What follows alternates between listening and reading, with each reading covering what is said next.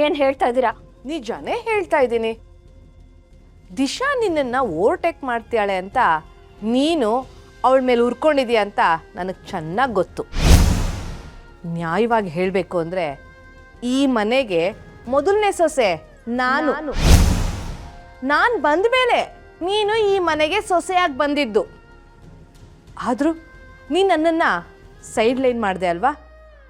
ಆಗ ನನಗೆ ಎಷ್ಟು ಬೇಜಾರಾಗಿರ್ಬೋದು ನೀನೇ ಹೇಳು. ಈ ಮನೆಗೆ ನಾನು ಸೊಸೆಯಾಗಿ ಬಂದಾಗ ಎಲ್ಲದಕ್ಕೂ ಎಲ್ಲರೂ ಸುಕನ್ಯಾ ಅಂತಿದ್ರು. ನೀನು ಬಂದಮೇಲೆ ಎಲ್ಲದಕ್ಕೂ ಸೌಂದರ್ಯ ಅಂತ ಶುರು ಮಾಡಿದ್ರು. ನೀನಾಗೆ ಅಧಿಕಾರನ ಪಡ್ಕೊಂಡಿದ್ದು ಅಲ್ಲದೆ ಕನಿಷ್ಠ ಪಕ್ಷ ನನಗೆ ಸಿಗಬೇಕಾಗಿರೋ ಗೌರವನಾದರೂ ಕೊಟ್ಟ? ಇಲ್ಲ. ಎಲ್ಲರೂ ಮುಂದೆ ನನ್ನನ್ನು ಚೀಪಾಗಿ ನೋಡ್ತಾ ಇದ್ದೆ ನೀನು.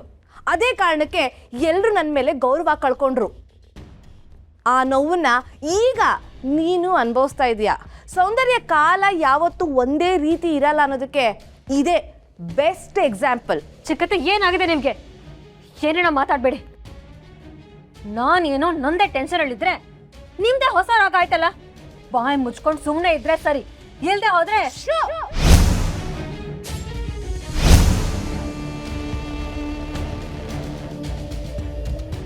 ನಿನ್ನಿಂದ ಏನು ಮಾಡೋಕ್ಕಾಗಲ್ಲ. ನೀನು ಜಾಸ್ತಿ ಎಗರಾಡಕ್ಕೆ ಹೋಗ್ಬೇಡ. ನೀನು ಹೇಳಿದ್ದನ್ನೆಲ್ಲ ಕೇಳ್ಕೊಂಡಿರೋದಕ್ಕೆ ಈಗ ನಾನು ಹಳೆ ಸುಕನ್ಯಾ ಅಲ್ಲ. ಈ ಮನೆಗೆ ನಾನೇ ರಾಣಿ ಅಂತ ಮೆರೆತಿದ್ದ ನೀನಲ್ಲ ರಾಣಿ, ನಾನು ಮಹಾರಾಣಿ ಅಂತ ತೋರ್ಸಕ್ ಬಂದಿರೋ ದಿಶಾ. ಅವಳ ಪರವಾಗಿ ನಿಂತಿರೋ ಸುಕನ್ಯಾ ನಾನು. ಇಷ್ಟು ದಿನ ನೀವು ಕೇಳಿದ್ದನ್ನೆಲ್ಲ ಕೊಡ್ತಾ ಇದ್ದೆ, ಆದ್ರೆ ಈಗ ಆ ದಿಶಾ ಬಂದು ಅಂತ ನನ್ನ ವಿರುದ್ಧನೇ ತಿರುಗಿಬಿಟ್ಟಿದ್ದೀರಾ? ಇದೆಲ್ಲ ಜಾಸ್ತಿ ದಿನ ನಡೆಯಲ್ಲ ಚಿಕ್ಕತ್ತೆ. ಸೌಂದರ್ಯ, ನೀನು ನೋಡಿದ್ರೆ ನನಗೆ ಅಯ್ಯೋ ಅನ್ಸುತ್ತೆ. ಯಾಕೆ ಹೇಳು? ದಿಶಾನ ನೀನೇ ಕರ್ಕೊಂಡು ಬಂದೆ, ಈಗ ದಿಶಾ ನಿನ್ನ ವಿರುದ್ಧನೇ ತಿರುಗಿಬಿದ್ದಾಳೆ. ಅವಳಿಂದಾಗಿ ನನ್ನ ಮಗ ಅಂತಿದ್ದಲ್ಲ ಚಿರು, ಚೂರು ಕ್ಯಾರೆ ಅಂತಿಲ್ಲ. ಸೌಂದರ್ಯ, ಇಷ್ಟು ಬೇಗ ನಿನ್ಗೆ ಇಂಥ ಪರಿಸ್ಥಿತಿ ಬರುತ್ತೆ ಅಂತ ನಾನು ಅನ್ಕೊಂಡಿರ್ಲಿಲ್ಲ. ಇದಿನ್ನೂ ಸ್ಯಾಂಪಲ್ ಅಷ್ಟೇ.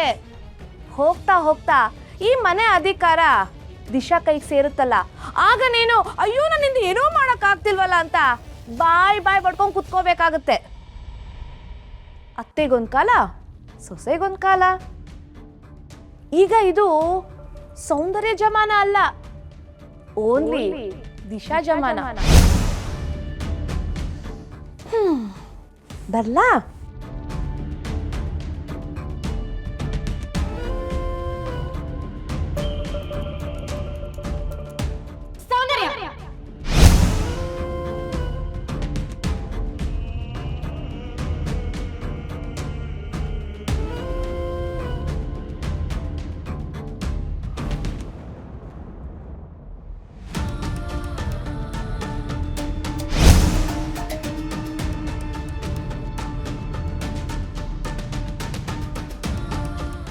ಯಾವುದೇ ಕಾರಣಕ್ಕೂ ಈ ಮನೇಲಿ ತೊಟ್ಲು ತೂಗಕ್ಕೆ ಬಿಡೋದಿಲ್ಲ ಅನ್ನೋದು ಎಷ್ಟು ಸತ್ಯನೋ, ಈ ಮನೇಲಿ ಯಾರು ನನ್ನನ್ನು ಓವರ್ಟೇಕ್ ಮಾಡಕ್ ಬಿಡೋದಿಲ್ಲ ಅನ್ನೋದು ಅಷ್ಟೇ ಸತ್ಯ.